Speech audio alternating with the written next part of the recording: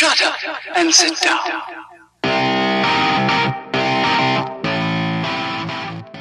Welcome into another Red Out podcast. I am half of your co-host, Jake. Devin, how are we doing tonight? We're doing good. Coming at you from the Red Out Studios. I.e. the second floor of Devin's lovely new home. Oh, yes. Loving this. Still working on getting settled in. My wife and I had a nice little hoarding fight the other night. She was going through my stuff, and I was screaming, "No! I like it!" So, if you want to see that episode of Hoarders, please... Lots of crap. Yeah, I do have a lot of crap. Please watch Hoarders on TLC. They're not sponsoring the show, which we would appreciate, but if they saw my room, they would understand why I asked for their sponsorship. Anyway. Absolutely. So, we're going to try to keep this one under 45 minutes, so we're going to kind of roll through a little more short-winded than we usually do. Try not to ramble on. I'm trying not to ramble on too much. We want to start by talking about the new sports that have started up, at least for this season. Topper softball, topper baseball. Then we'll talk women's basketball's continued dominance, and then wrap up with the last couple of games in men's basketball and looking forward to the next few. How's that sound? Sounds great. Just want to explain a little bit to the audience. We're talking about transitioning to a new podcast site. Having problems with the one we're on currently, so that's why we're trying to keep the time frame so short, just so our listeners are well informed. Absolutely. Transparency is key. Yes. So, softball. Yes. There is good and bad news when it comes to Hilltopper softball and baseball, right? So it's that time of year. Spring's coming in. Opening day for baseball was yesterday. Softball's been going for a little over a week or two. Honestly, I didn't play a lot of baseball growing up, so this one is a learning process for me. I do not watch a lot of baseball. I don't watch a lot of softball necessarily. I have been to several Tops baseball games, and have not been to so many softball games. I'd love to change that in the future, especially considering they're free. But we're going to try to incorporate them, cover all the sports that we can. First with Topper softball. Yeah, I mean, Hilltopper softball, I mean, I've always liked, I think the girls are always got a lot of heart. I would rather watch softball than baseball, and that sounds bad. I love playing about any sport, but baseball's just so slow. I'm so sorry. Baseball is slow. I will say, I like watching baseball in person better than I do on TV, but I think everybody says that, and I always complain people say that, because it really is more about atmosphere in baseball than anything else. Yeah, exactly. And the cheap beer. Oh, well, yeah. I mean, that's kind of a given at a baseball game, right? You gotta, and then about ninth inning, seventh to the ninth, you're going to have that one dude who has had way too many, and it's just really entertaining to watch after that. Yeah, takes his shirt off, throws it around like a flag. It's pretty good. Yells at the pitcher, yeah, you know. Forgets who's playing who. Yeah. You suck, Scarlet. We're playing UAB. Somebody needs to take that guy home, exactly. That guy pass out in the bathtub. Yeah. But yeah, so Lady Topper softball this season has had a pretty good run thus far. They're 7-3 on the season, so it's pretty good. It's a little bit ahead of where they were picked in the preseason coaches poll they do at the softball media days. They were picked 7th, so it's about halfway down the conference. Love to see them do better than that. Totally think they can. Over the weekend, we had a no-hitter thrown, which hadn't happened for Topper softball in quite some time, which is crazy cool. Mm-hmm. You'll have to forgive me. I do not have a lot of research yet on the rosters. As you know, baseball and softball rosters are huge, or at least they're a lot bigger than, like, say, a basketball team, or the men's and women's basketball teams. So we will get better at talking softball and baseball, but for now we just want to say they're doing a lot better than people thought they were going to. It's still early. Of course, haven't gotten into conference play yet. They just came back from the Chattanooga Challenge, where they played kind of a round-robin style thing. They came out of that 4-2, which is pretty awesome. That was when that no-hitter was thrown. And we're really looking forward to the next stretch of games. Yeah, looks like the ladies actually had 30 hits come out of this contest between the Chattanooga game and the Tennessee State game. Looks like It's so crazy. pitching for sit still. Pitching for Western, Kelsey Akey got the win for the Tops. Batting wise, looks like McGuffin, Smith, and Englehart each did pretty good. I think they got a run in. Let me see. Yeah, Dude, there Englehart was a 16 fantastic runs. last night. Yeah, Englehart's awesome. Trying to see. Let's see. There was one error in the Western had one error against Tennessee State, and then well that's not bad. I mean, one error. It's zero. We want to shoot for zero errors because that's like turnovers in basketball. But I mean, Chattanooga game, that is an awesome team. They're not doing as well as Western, obviously, but Tennessee State is 0-6, so it's a nice warm up for the Tops to get us started. Yeah, so on to baseball. So this is not the best. There was a time when I was at Western, when you were at Western, Devin, that the Tops baseball was a top 25 program, would routinely whip up on U of L and UK. Oh, yeah. And was a contender. That has not been the case over the last few years. So last year, they went 16-39. Oh, my gosh. Yeah, it was really bad. It's really bad. Yeah. They were picked 12th this year, which is not quite dead last in the conference, but it's darn near close. Now, I will say for both softball and baseball, Conference USA is actually really, really good. Southern Miss last year was great. They have a lot of Texas schools, which, if you don't know, baseball and softball are Southern sports. California, Texas, the Deep South, Florida, they all produce the stellar baseball programs because they can play outside longer. To be honest, yeah, it's hard to play softball indoors. Well, I mean, if you look at it too, a lot of your spring practice places, I think the Yankees have one in Florida. I want to say, I mean, the South is just scattered with those, with spring practice facilities for teams.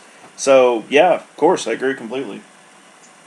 Yeah, so far, like I said, the baseball team actually just started yesterday. They lost to Memphis 4-0, and I just saw they played tonight or today, and they also lost today. It was like 7 or 8-1. So not a good start for the Tops. Now Memphis is a decent team, so okay, fair enough. There are 19 new players on the baseball team this year, which is wild. Wow, yeah. Yeah, that's a lot of new people. Coach Pawalski's got a uphill battle, to say the least. They haven't even been getting better. That's the sad part. They went, starting with 2014, they had 29 wins. Then in 15, they had 24. 16, they had 24. Then 17, they had 16. So it's been kind of a downward slide. The coach kind of is in the hot seat, but it's only his third season, and it's kind of like football. It does take a while to get really skilled players performing well.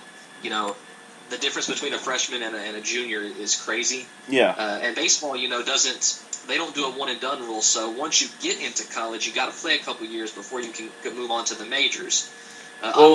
Even when you move into the majors, though, you still have to. I think you've got to go to.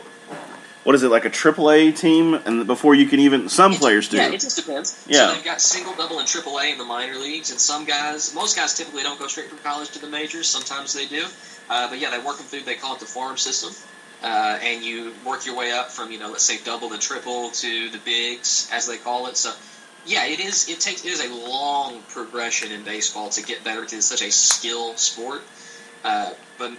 I sincerely hope the Tops do really well this year. They host Louisville at home one time, which is going to be a lot of fun. Play at Louisville, which is always they got a real nice stadium. I love going up there, and it's not that far, just a 2-hour drive from home. But I really hope that they get something moving this year because Western used to be so good at baseball. We've been so bad recently.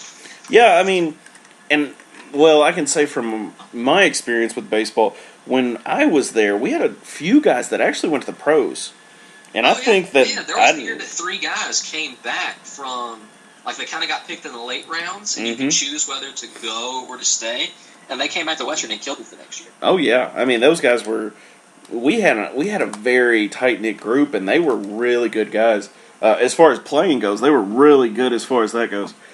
Personally, yeah, they were fine. I'm not saying that by any means, and I cannot find any scores online for the game, so I'm just because I was trying to get some stats going and talk a few stats here.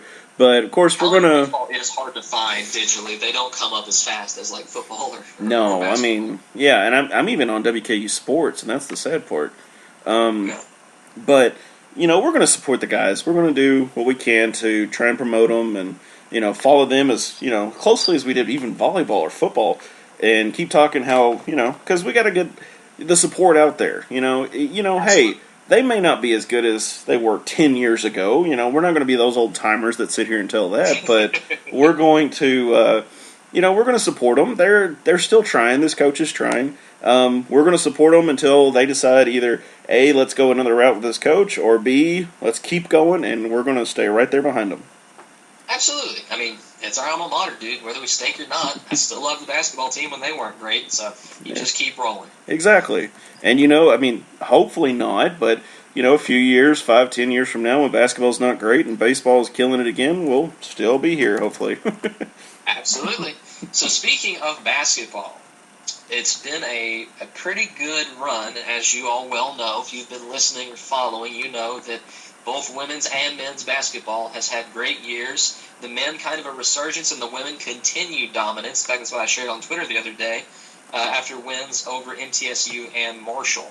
So we talked last time about how good the record of women's basketball for Rice was, right? Mm-hmm. And the Lady Tops fell to Rice. I'm not going to spend too much time on that game because I don't like to focus on losses. But Rice is a heck of a team. And with that loss, actually, UAB took control of the Conference USA standings until they lost, or until they lost again, which means Western's women, who won against MTSU, heck yeah, always love beating the Mutts, and won against Marshall yesterday. So the Lady Tops are back at the top of the Conference USA standings, which is awesome. They'll get that first round bye in the tournament, knock on wood, assuming they don't just poop the pants for the rest of the season, which, considering that they don't play super hard teams for the rest of the way, I honestly see them winning out and getting to like a 24-25 win season. I want to say 24 win season. Well, they've got. You're good. They've got Charlotte. I don't know how Charlotte is this coming week, Friday on February 23rd, 8 p.m. Mm-hmm. They beat Southern Miss, so they may be looking, and that was a 21-point victory. And I don't know. I'm not sure how UTEP's doing. I'm sure they're probably not awesome, but they're 14-11. They're sitting 8th Conference USA. So Western could finish this out 3-0 the last 3 games here. Right, and that would make them like 23-8-ish. Yeah, I guess they have 8 losses. Yeah, you're probably right. I got to scroll. Right. The dreaded scroll. But yeah, so the Western's girls could finish out. The women's basketball could finish out at a above 20-win season, which they've been doing. I mean, let's be real here with the how the men performed over the last couple of years, had some down years. Women's basketball was the water carrier for Western basketball. They made it. They won Conference USA every year they've been in it.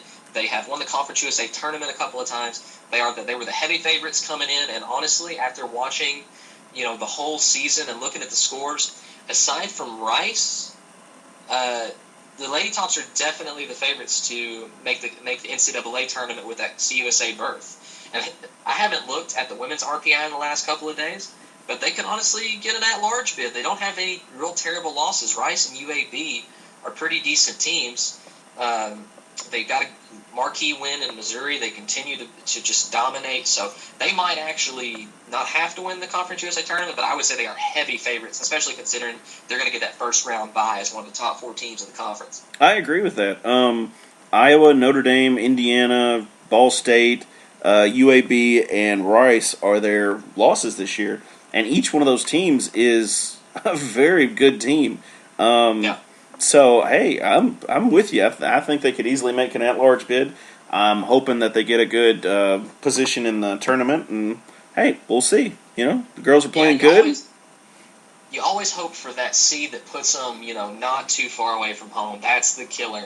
You want to get as many fans and as little travel time as you can. You usually play better the closer you are to home, or at least in a place you're familiar. So if we can't get close to home, like a Nashville or something, I don't know where the Pods are this year, you at least want somewhere that, a state or something they're familiar with. So let's hope that's the case. Yeah, see, that was going to be my next question. Where are the tournaments going to be taking place? And if it is Nashville, that would be really good because we could just, that's a hop, skip, and a jump. People could at least make the tournament. Oh, yeah, absolutely. Oh, yeah.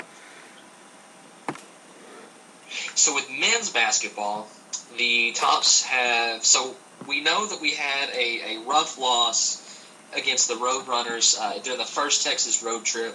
The Tops had to play 2 games in 39 hours. Shame on Conference USA for making them do that. No other team had a schedule like that. But that's in the past. After that loss, they've been on a 4-game win streak. They beat FAU, FIU, North Texas, and Rice. So Atlantic and International, the Floridas, not much really to say about those games. They won like they should have won, like they had to. I will say those are fairly low RPI teams, so a beatdown would have been better. However, all you can control is winning. I will say that as far as the Florida International game went, what you saw besides Justin Johnson absolutely going off was kind of the emergence of Josh Anderson. So, again, those of you that have been following, he was our most heralded recruit that we've ever had.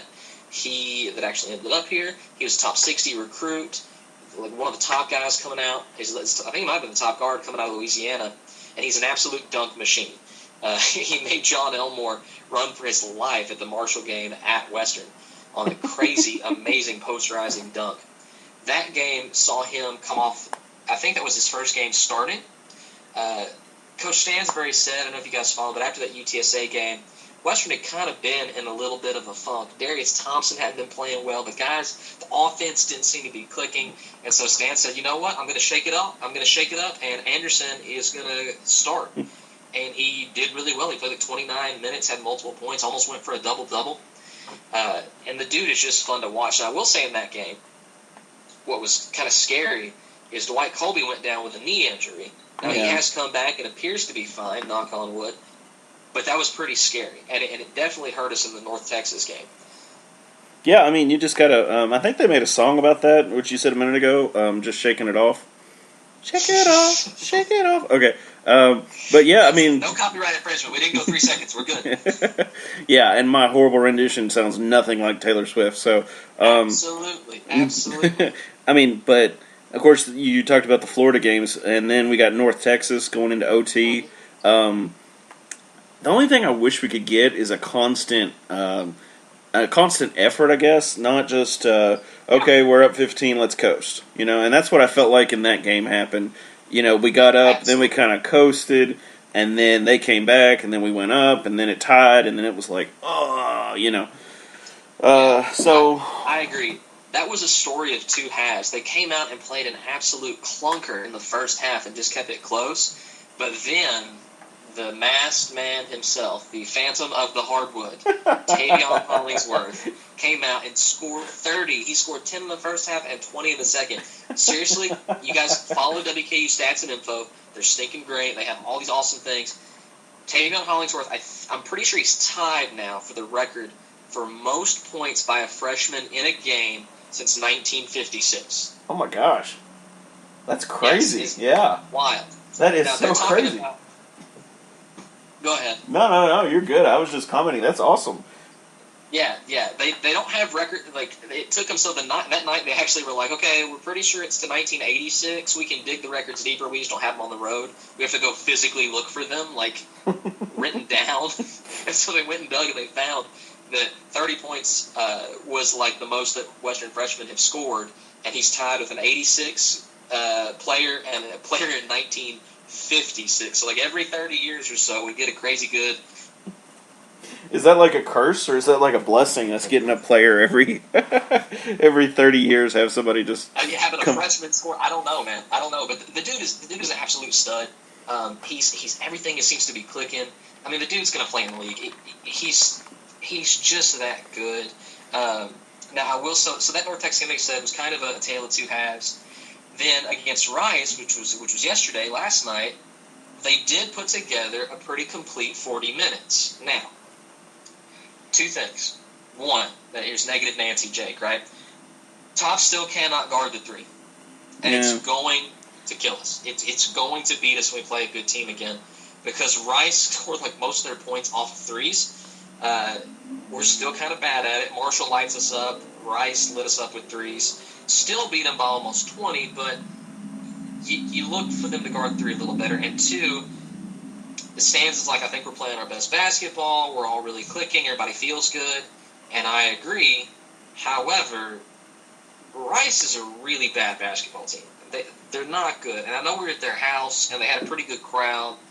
So, maybe, and Western covered the point spread, which was only about 11 last time I saw it.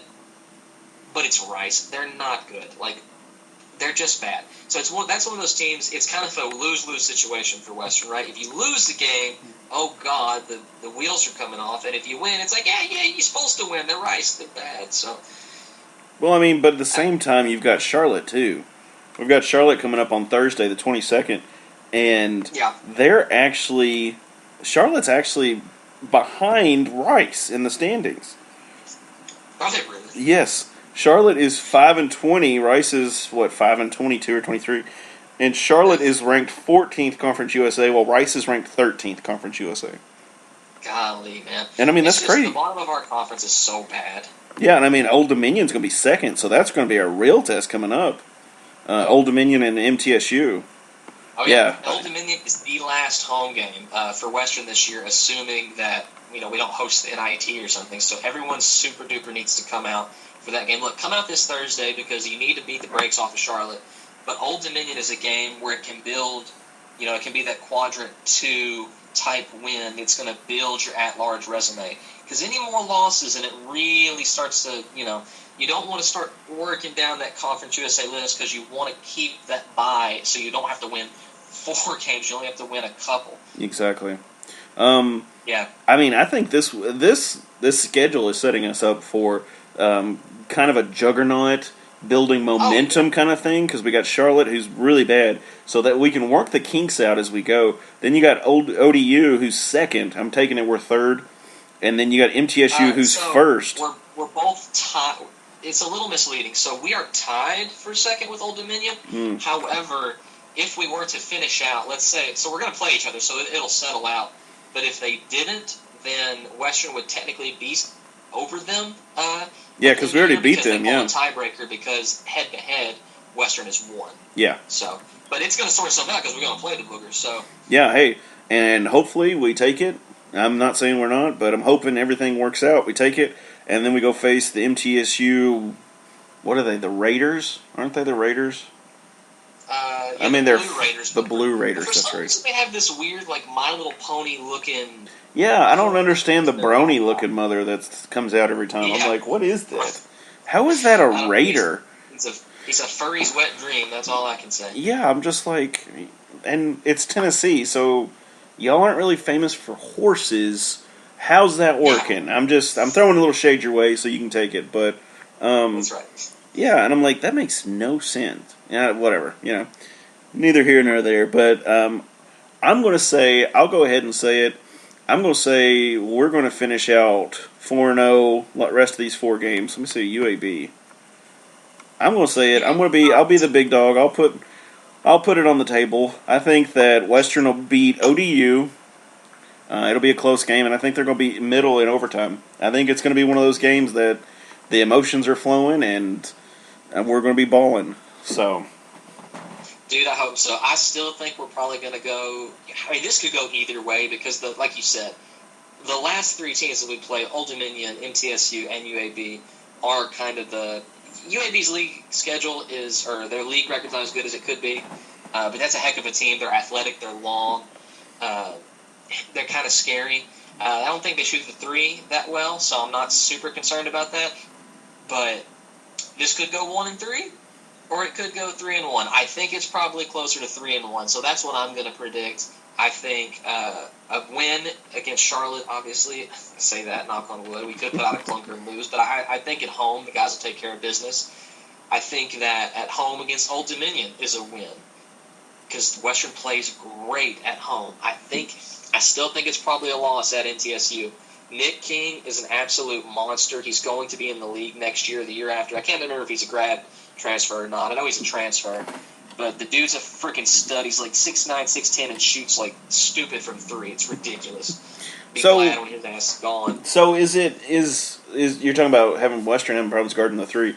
Is it we're running a lot of zone, you think, or is it more? Are we running a lot of man? I mean, I just don't understand our issues. So they've been doing a lot of 1-3-1 zone, which is fine if you stay on your guy. Western has breakdown, so with the zone, when they shift the ball from side to side, it's like you'll start the ball on like one wing and do some pretty good ball movement, draw everybody on one side, and then a quick pass over for an open 3. We're really bad at reacting to that last feed that leads to the 3. We leave those guys open a lot.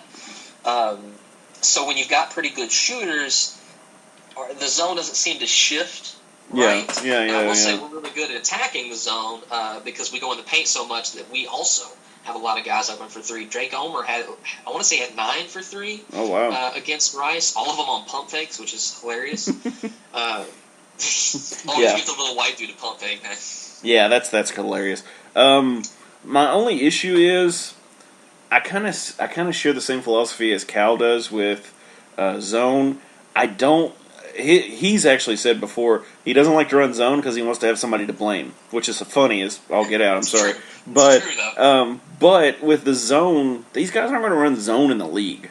So these guys, their prospects are going to the league. They want to make it big time. And for Western to succeed, we have to be able to say, "Hey, Josh Anderson, yeah, you know him. He went to the league. Hollinsworth, he's in the league right now. Blah blah blah." So I think we need to. I think we need to try and push maybe some man on MTSU. Maybe kind of throw it in there and let those guys, get in their faces, be a little more aggressive, and just go to town. Definitely the key against MTSU is sending our small guards at Nick King. Yeah. Western has led the league in free throw attempts and free throw shots made simply because we get to the foul line so often. One of the great things about that Marshall game was we just threw Jake Omer and Tavion Hollingsworth at their big center, who's very, very good, and it got him into foul trouble, so he had to sit for a lot of the game. And I think coming out against MTSU, even though Nick King is great in the paint, he's really good defensively in the paint, it'll be hard for the guys to feed the ball down there. I honestly think that you just send Jake Omer and Lamonte Bearden and Tavion Hollingsworth directly at that guy and at Nick King, and let him foul. Because if you get him sitting, and we saw this at home when Western played like garbage and still kept it close, when you get Nick King sitting on the bench, they don't have depth at the big. And when you can attack that depth, and when you can attack inside because he's on the bench and also not shooting threes at like 6'9" or whatever he is, you have a lot of success. So that is the one thing I want to see in the MTSU game is shut down Giddy Potts and assault Nick King and make him foul you. I agree. I think that would be a great strategy for Western going forward to, like you said, the best way to turn off an offensive threat is just basically have him sitting on the bench. Absolutely. If he's not in the game. He can't hurt if he's not playing. Exactly. If he's running the pine, then there's nothing for us to do. Looks like Western's got they're talking about the incoming class on WKu. Forward Matthew Horton signed with Western in November. Guard Trevelyan Queen signed with Western in November too, apparently.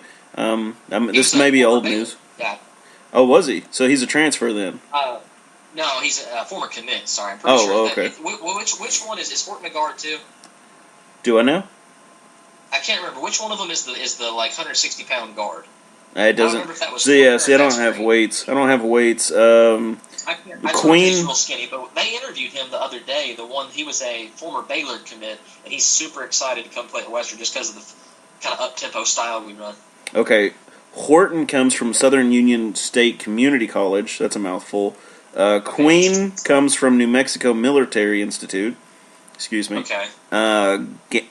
Gambrel comes from Madison High School Marlins out of Houston, Texas. That's him. That's the guard I'm thinking of. He was a former Baylor commit because he's an incoming freshman. Those other guys are JUCO transfers, the first two you mentioned. Okay. Galen Smith is a forward coming out of Hawaii. Yes, in Honolulu, Hawaii, from Kauka High and Intermediate School. That must be really small. Yeah, he's an absolute beast. The Wester's class next year is very good, and I expect Stans to add a few more before it's all said and done. Oh yeah, looks like we got guard Deliano Banton signed in November, like they said. He played at Redemption Christian Academy in Northfield, Mass. And then they got center Cameron Feeney, committed in August. He's going to be a walk-on. Okay, cool. Congratulations, guys. Yeah. Welcome to the Hill. Absolutely, and we're going to need some depth at center. Honestly, this year, we've got this really dominant presence inside between Justin Johnson and Dwight Colby, especially with Colby at center. Next year, and our only real backup is Merrick Nelson, who is long and fast, but he's not that beefy. We're going to have a very Baylor, Oregon kind of looking team next year where lots of guys are going to be tall, but nobody's going to be like 7 foot or like 6'11". So it's going to be really interesting, and I think a lot of fun to watch next year. Oh, yeah, I agree. Not that this team's not already fun to watch. Oh, no, of course I've had not. watching Western basketball since like 2013. Oh, my gosh, yes. I mean, how many times can you talk about the phantom of the... Hardwood, dude, yes. I coined that on Twitter. His mom retweeted that. That is the greatest. And you know what? That guy's just like shaking his head. He's like, "Oh my gosh!" He's like, "I wish that it never happened." Too. He liked it. That's Rambo. We're gonna have to have him like come out like the old wrestler Kane back in the '90s. Dude, absolutely. And like he walks out and he throws his arms up and the flames shoot out. I wish we could do flames like we do for football. That'd be awesome. Greatest thing. And then he could be the Big Red Machine. Absolutely. Wasn't that his nickname? Absolutely. Yeah, I think that's right. Yeah. I think so. I can't remember. I was a little bitty. All I know is he liked to choke slam people, and that was hilarious watching. Oh, I'm sorry. I love wrestling from the 90s. That's what the sad part is about some of my YouTube stuff I watch. Our feed is filled with it. Fun. Stone Cold Steve Austin was my guy. Oh my gosh, yes. And I'm not a big beer drinker, but it was just great because he was so great. Top wrestlers even for me, it'd be like Stone Cold, The Rock, Undertaker, and of course I love Bill Goldberg, Sting. I loved all those guys. Those were awesome. Dude, Goldberg's a monster. Yeah, I mean, part of it's an act, but still, it's still awesome. He's still a monster, just from a physical specimen standpoint. Oh my gosh, yes. Of course, then they had that whole Goldberg versus God, what is his name? It doesn't even matter. He was the big dude that's been wrestling for a while now. I can't think of his name. Who did Bill Goldberg wrestle recently? Can you remember? Was it Lesnar? Yes, Brock Lesnar. Good call. Yeah. I just remember because it was like Goldberg's kind of swan song, and it was kind of Lesnar. That was like his rise to glory. Yes, but it was such a letdown. I think a lot of people were disappointed in it because it was only like a 5-second match. Goldberg like spears him, and then he, does his finishing jackhammer and pins him, and that was it. And you're like, "Are you kidding me? That's it?" But it's all part of wrestling. Oh yeah. It's all part of the hype. And for people who are like, "Oh, it's fake," it's fake. Yeah, it's fake, but it takes about as much athleticism as cheerleading does, and that's really the truth. Yeah. You have to be able to flip. Dude, they're athletes. I will give them that. They are. It's like, okay, so some people like musicals and plays, right? Soap operas. And that takes super talent, right? Exactly.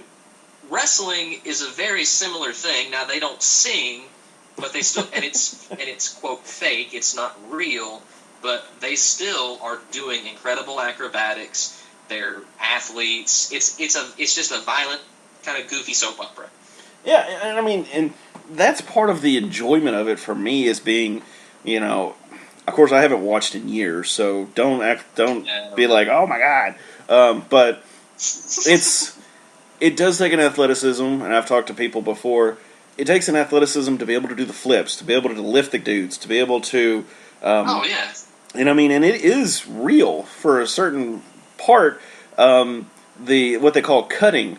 If you've ever noticed wrestlers, the only time they actually get cut is on like their scalp, and that's because they've actually taken a blade and actually cut into their scalp. And that for me is just like, ugh, what the flip? Yeah, how they bleed. Ugh. And of course, because heads, man, you know a head will bleed, bleed. Now here's the fun fact for you. Wrestling in the state of Kentucky, where we are, is actually governed by the Boxing Association in Kentucky. Is it really? Yes. Another fun fact for you. According to the rules in the Boxing Association, if you are bleeding, you only have so many seconds to get out of the ring and get into the back and get cleaned up. Really? Yes. Now the reason I know this is a coworker of mine. His son used to wrestle for OVW and some of those wrestling associations, and he actually got cut on. They had a fluorescent bulb match or something. I don't know what the term is. Yeah, and he got blow up cool. Yes, and he got cut. I think over his head or something, or barbed wire or something. I don't remember what it was, but he got cut. He pinned the dude and ran to the back, and that was it. That's all she wrote. That's wild. I did not know that. That is a fun fact kind of for you thing. Yes, I am completely full of this useless knowledge and continue to try and pour it out to our listeners. So they actually... I tell people all the time, if I could just delete all the useless crap in my brain, I could like rule the world, but there's so much like the invention of chocolate chip cookies and like where stuff comes from, like that needs to just not be there. Oh my gosh. Of course, I'm a huge Pokemaniac, so I know I know a lot of them. I don't know every Pokemon, so don't send me pictures and be like, what's this? What's this? Yeah, I'll just Google it, so I'm going to cheat. Yeah. But I do know several, and that would probably save my knowledge a lot if I just deleted a lot of that crap and was like, oh, yeah. Or like 90s nostalgia. If we could just delete a bunch of that. Oh, speaking of 90s nostalgia, and I know we're just filling now, and I don't care. 90s nostalgia. I have found the Gundam Wing on Hulu, and it is awesome. Yes, Gundam Wing was the best Gundam. Yes, it was. I've actually tried to watch the 08 MS Gundam team, or whatever it's called, and it's just not as good. It's just not as good. It's good, but it's just not the same as Gundam Wing. The only thing that irks me in Gundam Wing is all the pacifism stuff. Yeah, like they don't want to fight. Yeah. Oh, why are you fighting? And I'm like, because it's fun. Somebody give me the Gundam Epion and let me go out there. That's why. Yeah, they're giant random. And the best part of the entire show, I still get chills when the little infantry dudes would be like, "Hey, what's that? Oh my God, it's a Gundam!" And you're just like, "Yeah, kick his ass!" You know, great, best part of the entire thing. Just saying. Dude, absolutely. I used to stay up late. For those of you that remember watching Toonami. Toonami's still going. Is it really? Yes, there was a call a few years back, I think in like 2015, and there were several adults that wrote in and requested for Toonami to come back, and it is officially back on Cartoon Network. That is awesome. I do not get Cartoon Network because I am cheap. However, that is awesome, and I'm glad that it's back because I used to stay up every night to watch. It was Gundam Wing, and then Dragon Ball Z. See, every night. That's what I would watch when I wasn't supposed to be awake. Yeah, see, I didn't have... I was not lucky enough to have cable until I moved out. Thanks, Mom and Dad. But I would stay at Grandma's and Grandpa's house on the weekends and watch Toonami. Yes, they did. They had satellite. It was the old junky satellite, and we used VCRs to tape movies, but yeah. I definitely remember them having a giant satellite for a while. No, they never had the giant. They had the little dish on the back porch. Who did somebody I know had, I don't know if it was functional. My aunt, Aunt Sheila used to have one. She had one in the backyard. I can't remember. She had one in the backyard. It was the big black dish. That was... Maybe that's the one I'm thinking of. Because I know somebody had one. I was like, this just seems excessive. Yes. She had the, 9-foot diameter dish that's set in the backyard. And I always was like, what is that for? Are they talking to space or something? What is... Spy satellites. Yeah. And of course, Mom and them are like, that's for the TV, that's satellite. And I'm like, oh, cool, okay. So I don't know what that is, but cool. Yeah, just whatever. It's one of those you want to go throw rocks at and get cussed out, but, it's whatever. Yeah, absolutely. Well, you got anything else, man? I think we're about wrapped up. Yeah, I think that's about it. All right, well, fantastic. Been another fun one. We did, I think, keep it to under 45 minutes total talk time, so very, very good. Go out and support the Tops. Now you've got 4 sports going at least, so get out there and go Tops. Go Tops.